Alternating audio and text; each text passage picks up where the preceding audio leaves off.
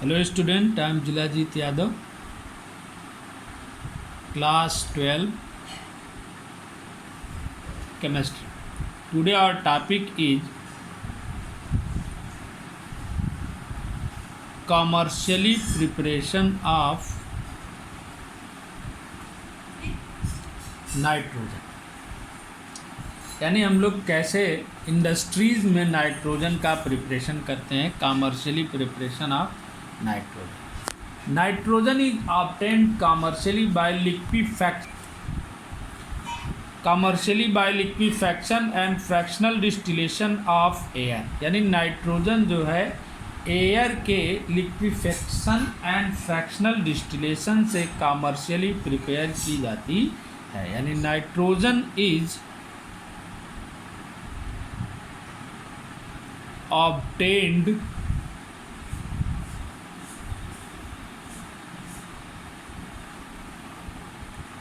commercially by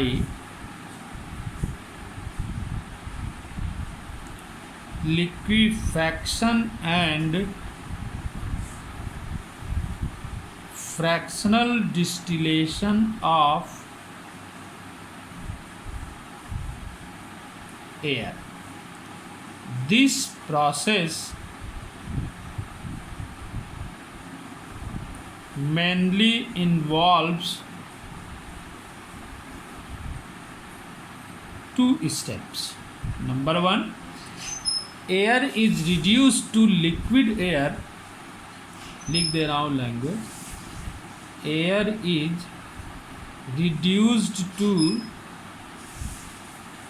liquid air by applying high pressure ranging between 100 to 200 atmosphere. Air को हम क्या करते हैं, हाई प्रेशर पर रिड्यूस करते हैं. कितने प्रेशर पर? 100 to 200 मीटर एटमॉस्फेयर. यानी इतने हाई एटमॉस्फेयर में के प्रेशर पर हम एयर को रिड्यूस कर लेते हैं लिक्विड एयर में. इसमें लिक्विड एयर में अगर एयर को 100 to 200 एटमॉस्फेरिक प्रेशर पर रखा जाए तो एयर किस में कन्वर्ट हो जाती है? लिक्विड में. दिस कंप्रेस्ड एयर, यानी यह लिक्विड बनी air is then passed through fine jet where it undergoes expansion. यानी इस एयर को हम जेट में से पास कराते हैं जहाँ पर यह किस में कन्वर्ट हो जाती है, जहाँ पर इसका क्या हो जाता है? एक्सपेंशन हो जाता है. क्या हो जाता है? एक्सपेंशन हो जाता है. This method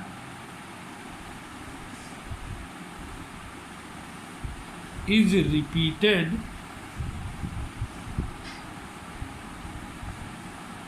several times which results in the formation of liquid air. हम क्या करते हैं, सबसे पहले air is reduced to liquid air by applying high pressure ranging between 100 to 200 atm. यानी एयर को लिक्विड एयर में रिड्यूस किया जाता है हाई प्रेशर अप्लाई करके. कितना प्रेशर रहता है? 100 to 200 atmospheric pressure. This compressed air, यानी इस कंप्रेस्ड एयर को, यानी 100 to 200 एटमॉस्फेरिक प्रेशर पर कंप्रेस्ड हुई एयर को एक जेट में से पास कराते हैं जहाँ पर यह किस में जाती है? इसका एक्सपेंशन हो जाता है. और इसी मेथड को बार बार रिपीट करते हैं, यानी कई बार करते हैं तो हम लिक्विड एयर का फॉर्मेशन कर लेते हैं. स्टेप 2, द लिक्विड formed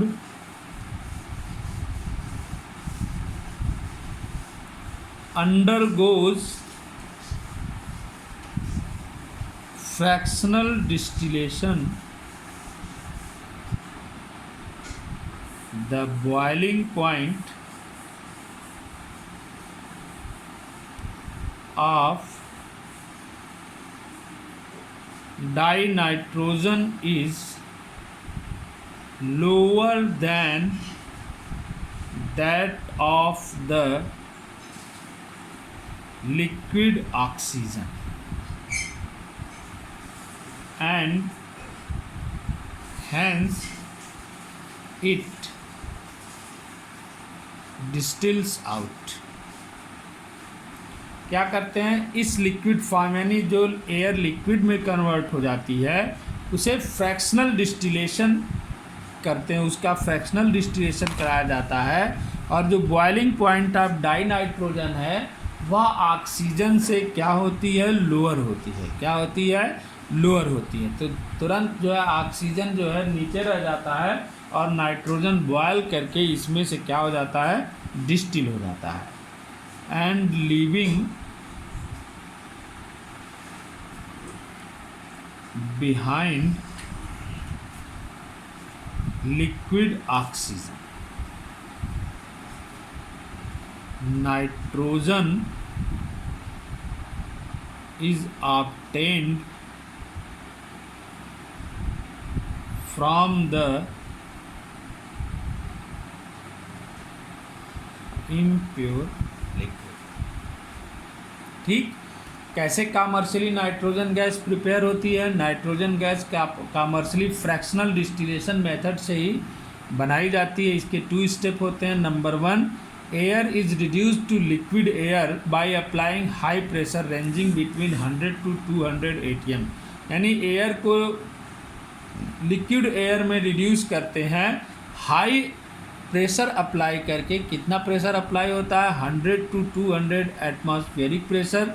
और इस कंप्रेस्ड एयर को एक फाइन जेट में से पास कराते हैं जहां पर एयर का एक्सपेंशन हो जाता है, और बार बार इसी मेथड को रिपीट करने पर हमको लिक्विड एयर प्राप्त हो जाती है। हम जो लिक्विड एयर का फॉर्मेशन कर लेते हैं, फिर इस लिक्विड फॉर्म को हम क्या करते हैं, फ्रैक्शनल डिस्टिलेशन में डालते हैं। फ्रैक्शनल डिस्टिलेशन क्या मतलब होता है कि कई स्टेप में, जैसे ऐसे 2-3 स्टेप में पार्ट होते हैं, यहाँ पे 2-3 स्टेप में पॉट रखे होते हैं और इसमें लिक्विड को क्या कर दिया जाता है, भर दिया जाता है। तो जैसे ही हम इसका डिस्टिलेशन कराते हैं यानी इसे हीट करते हैं, तो जिसकी बॉइलिंग पॉइंट, अगर मिक्सचर इसमें रखा हुआ है तो जितने भी मिक्सचर रखे हुए हैं, तो जिस मिक्सचर की बॉइलिंग पॉइंट जो है कम होती है वह पहले जो है बॉयल करके इस पार्ट से दूसरे पार्ट में चला जाता है, और उसको हम क्या करते हैं, अपने नीचे अपने से अधिक बॉइलिंग पॉइंट वाले लिक्विड को छोड़ जाता है और उसे हम प्राप्त कर लेते हैं।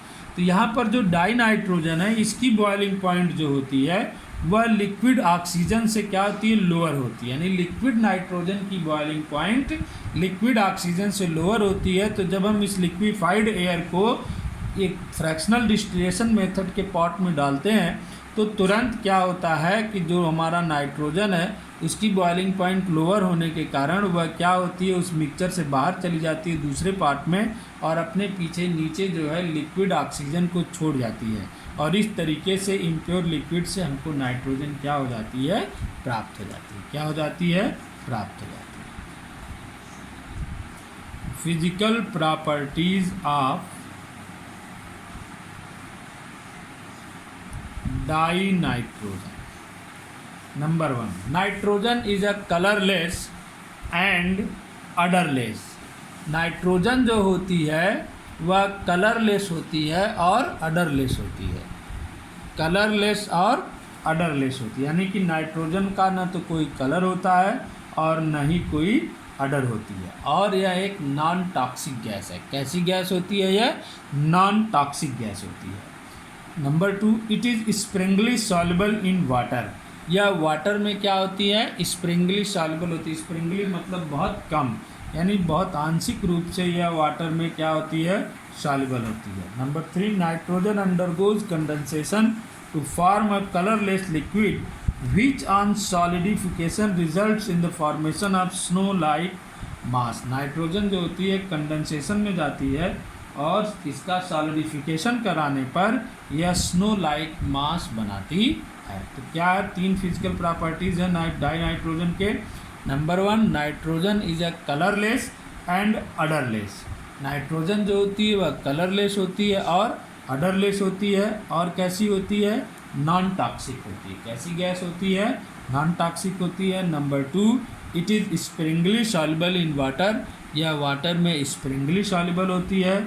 और नाइट्रोजन जो है कंडेंसेशन में जाती है और इसका सॉलिडिफिकेशन कराते हैं तो यह स्नो लाइक मास, एक ऐसा फॉर्मेशन करती है, स्नो लाइक मास का फॉर्मेशन करती है। नेक्स्ट वीडियो में हम लोग इसकी केमिकल प्रॉपर्टीज़ देखेंगे और नाइट्रोजन ख़त्म होगा।